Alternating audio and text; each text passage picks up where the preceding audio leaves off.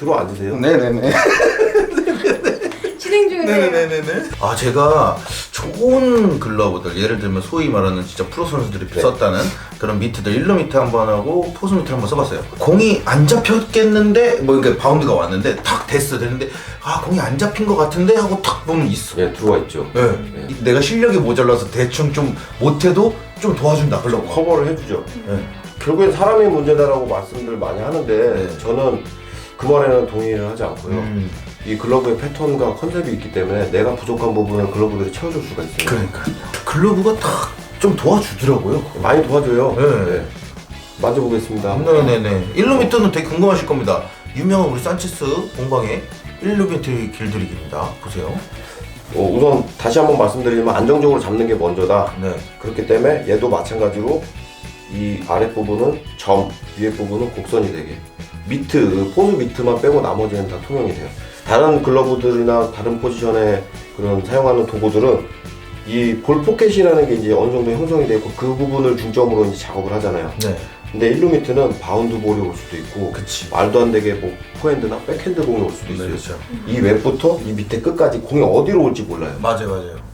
다 잡힐 수 있게 만들어야 됩니다. 그래서 아. 여기로 잡혀도 되고 여기로 잡혀도 돼요. 이 전면이 다 포구면입니다. 이 전면이 어떤 부분에 하셔도 공이 잡힐 수 있게 컨디셔닝을 해야 돼요. 그러니까 이게 좀 한 궁금한 게 있는데요. 예를 들어서 여기 이제 제가 1루수를 보고 있었어요.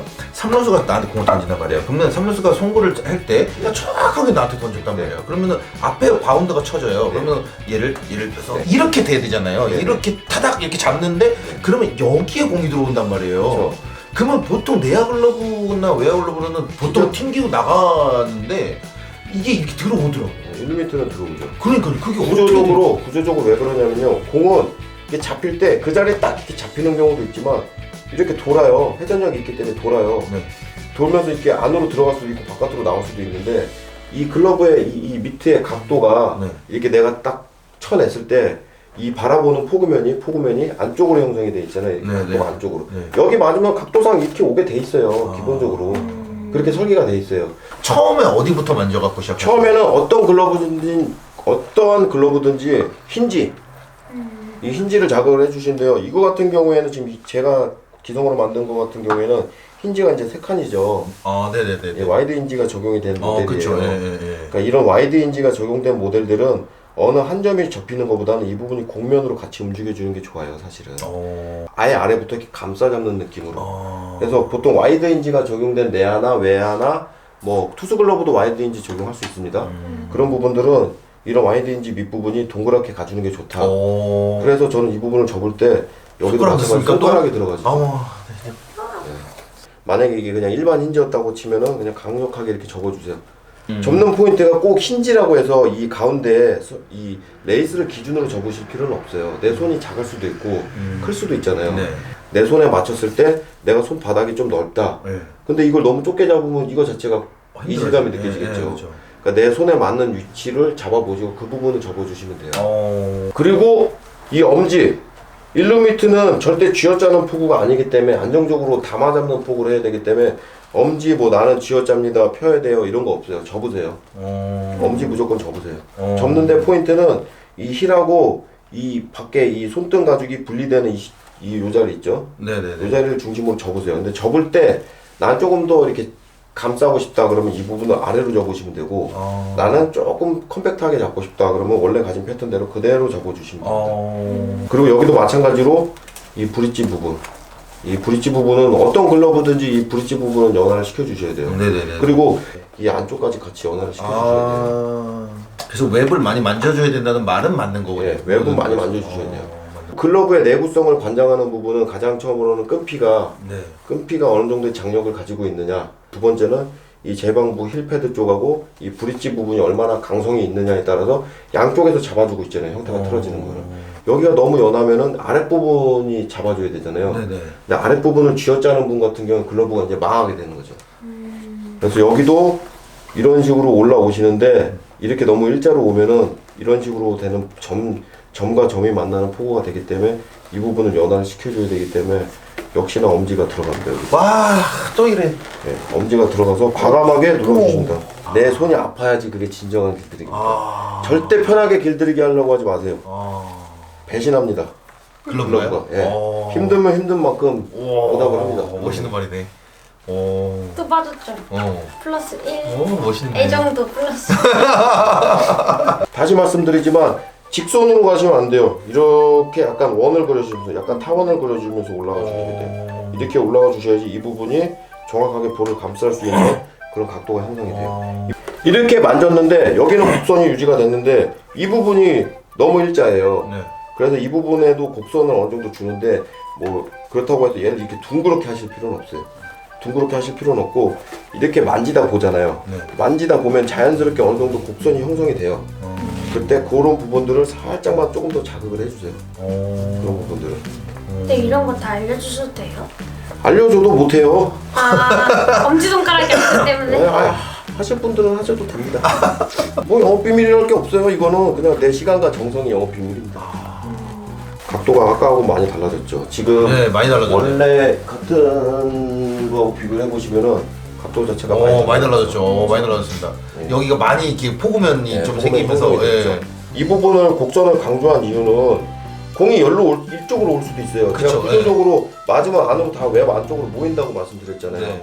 이쪽도 맞으면 안으로 들어올 수 있게 어느 정도의 곡선을 떼어주는 게 좋다는 거예요. 이게 너무 일자로 이렇게 되면은 그치. 타당탕 하고 이게 돌아가요. 그렇지. 자연스럽게 들어와서 박혀버리게. 이게 제 손이 공이라고 생각을 하고 안에다 넣어요. 이렇게 넣고 이게 공이라고 생각하고. 공문하십니까? 네, 그렇죠. 근데 한번 해보세요. 그렇게 많이 안 아픕니다. 한두 번 해보시면은 괜찮아요. 공이 들어갔다고 생각하시는데 여기를 잡고 넘기실 때 포인트가 이렇게 꺾으시면 안 돼요. 이렇게 팍 꺾어버리시면 어디가 꺾일지 몰라요. 약간 잡아 당긴다는 느낌으로 위쪽으로. 이렇게 되면 여러분들 이게 또 전완근이 좋아갖고 팔씨름 또 잘하십니다. 전 제 생각에는 이게 뭐 이렇게 하면 너 왜 그렇게 팔 힘이 좋아졌어? 이러면서 여기 왜 이렇게 두꺼워졌어? 이러면 또 여기 또 야한 이렇게 또 통하네. 애정도 1. 트림. 그래서 이 부분도 여기만 꺾어주는 게 아니고요. 이 공이 들어갔을 때 어쨌든 이 스토퍼 역할을 해줘야 되기 때문에 이 웹이 본체와 만나는 이 꼭지점 부분 있죠. 이 부분까지 그냥 다 꺾인다고 생각하시면 좋아요. 이 손바닥 모양만 둥그렇게 만든다는 네, 그렇죠. 회전을 제어하기 위해서. 계속 그것만 생각하면서 이렇게 눌러주면 된다는 네, 얘기죠. 그렇죠. 자, 이렇게 어느 정도 그 요령대로 만지시게 되면은 네. 제가 잠깐 만졌죠. 한 10분? 네. 10분 만졌어도 이렇게 움직입니다. 제 생각엔 그냥 바뀌는 게 나을 것 같습니다. 제가 간단히 설명드리는데 이게 이제 최초의 이제 글러브라고 생각을 할게요. 다 하드예요. 하드함이 다 똑같죠. 네. 이 부분하고 끝 부분을 잡고 움직일 때 내 힘이 이쪽 손에 더 들어가면 여기가 구부러지겠죠. 네. 이쪽 손에 더 들어가면 여기가 구부러지겠죠. 네. 그렇죠? 근데 이게 만약에 내가 각을 제대로 형성을 하고 이완을 정확한 포인트를 이완을 해줬다. 네. 그럼 이제 제가 지금 접은 자리가 이완이 됐다고 이제 생각을 하고요. 이 부분이 강성이 남아 있는 상태예요. 내가 일로 가든 내가 최초의 이완을 시켜놓은 포인트만 자극이 돼서 움직여져요. 내가 이쪽으로 아무리 넣으려고 해도 여기가 먼저 반응을 해요. 그러니까 물체라는 게 가장 약한 것이 먼저 반응을 하는 거잖아요. 그렇죠. 그래서 이거를 이 길들이기 작업을 할 때도 각만 그냥 이렇게 잡으시면 안 되고 각을 잡아 놓을 때 이 부분이 충분히 연화가 되고 약화를 시켜 놔야 돼요. 그래야지 어떤 분이 끼더라도 그 부분이 포인트가 그 부분이 반응을 하고 움직여져서 내 손이 아무리 이상한 모양으로 움직이더라도 이 최초의 가공자가 의도한 모양대로 글러브가 움직여져요. 길들이기를 하는데 일본은 기본적으로 무령부를 기본으로 합니다. 네. 길들이기 기본을 무령부를 기본으로 해요. 넣어갖고 만드는 근데 저희는 무령부에 대해서 지극히 반감을 가지고 계신 분들이 많죠. 많아요. 글러브를 가죽을 물에다 넣어갖고 이렇게 하는 게 글러브 손상에 대한 부분에 손상이 많고 그리고 무령부를 한 글러브들을 만져보면 너무 흐물거린다, 쓰다 보면 너무 약해진다라는 생각들을 갖고 있잖아요. 그게 무령부를 하는 방법에 대한 좀 차이가 있는 건데요. 이제 저희가 많이 알고 있는 대로 물에 담갔다가 뭐 미온수에 담가서 이제 빼서 어느 정도 물기를 제거한 후에 바로 이제 치대고 만지는 작업을 바로 진행을 하잖아요. 근데 사실 물에 한번 담갔다가 뺀 글러브는 그 자체로 이미 스트레스를 받아 있어요. 끈피든 뭐 가죽이든 스트레스를 이미 1차적으로 받아 있단 말이에요. 물에 담갔다가 빼고 어느 정도는 건조를 시키셔야 돼요. 한 30%는. 그러고 나서 다음날 이제 글러브가 어느 정도 건조가 된 상태에서 만져보시면요. 이거는 그냥 돌이에요. 글러브가 엄청 딱딱해요. 만질 수가 없어요. 뭐 손도 안 들어갈 정도로 너무 뻑뻑해요. 글러브가 이제 어느 정도 수축이 된 상태니까 너무 뻑뻑해요. 그때 좀 인내심을 가지고 엄지를 이용해서 이제 작업을 해주시는 겁니다. 근데 그때도 이렇게 떼실 필요는 없어요. 전체적으로 각만 잡는 작업을 하루만 하게. 그리고 놔두세요. 그리고 다음날 또 그 작업을 반복을 하는 거예요. 그러면서 어느 정도 수분이 좀 증발이 다 진행이 되고 남아있을 때 이제 오일링을 통해서 유분을 보충을 해주시는데, 우선적으로는 가죽이 데미지가 적게 공정을 가져오시고 차후에 오일링을 통해서 다시 한번 유분을 공급해주는 작업을 하고 반복적으로 시행을 하면은 이제 무령부라고 할지언정 내구성이 떨어지거나 이렇게 되진 않아요. 그러니까 제가 하는 길들이기의 기본은 어쨌든 내구성이 약해지면 안 된다. 강성을 유지해야 된다. 그러면서도 잘 잡혀야 된다. 그러면서도 유연하게 쓸 수 있어야 된다. 이 세 가지 포인트를. 그럼 거의 다 지은 거죠. 근데 그게 제일 좋은 방법이에요. 그렇죠. 그러다 보니까 어쩔 수 없이 저는 이렇게 힘들게 손으로 이제 그냥, 손으로 네. 이렇게 작업을 하고 있는 거예요. 자, 뭐 이렇게 얘기를 하는 동안 대충 이렇게 뭐 스물스물 만졌는데 네. 어느 정도 작업이 된 것 같아요. 한번 착용을 한번 해보세요. 해보겠습니다. 일단 1111로. 오, 네. 벌써 이미 많이 악력이 좀 좋으시네. 아, 그런가요? 네. 근데 진짜 하드하긴 하드해요. 장난 아닙니다. 마지막으로 딱 한 가지 포인트만 더 말씀을 드리자면요. 네. 이 안쪽 포구면이 너무 넓어도 안 되거든요. 일루미트는. 그게 왜 그러냐면은 안정적으로 잡히는 것까지는 좋아요. 네. 잡고 나서 이 안에서 이제 볼이 굴르는 현상이 발생이 되면은 흘릴 수가 있어요. 이 안에 공간이 크기 그렇지. 때문에 네. 흘러나올 수가 있어요. 그래서 네. 이제 그걸 이제 저는 이게 약간 터널 같은 모양이다라고 해서 저는 그걸 터널 효과라고 제가 그냥 스스로 명칭을 하는데, 공이 들어갔을 때 정확하게 압박을 할 수 있을 정도의 밴딩을 끝까지 잡아주셔야 돼요.